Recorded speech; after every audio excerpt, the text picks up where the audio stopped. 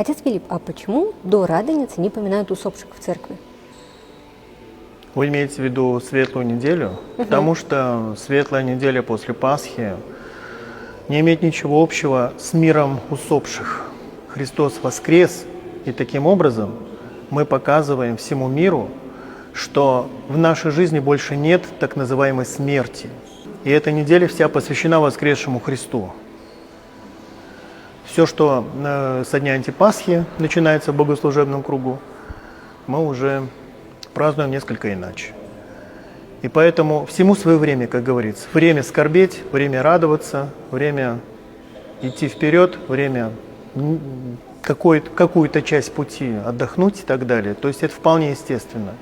Таким образом, у нас существует отдельная градация, можно сказать, празднеств. И здесь ничего особенного нет. То есть мы не поминаем усопших Светлую неделю, хотя, конечно же, мы их поминаем, поскольку в составе Божественной литургии никто не убирает молитв за усопших.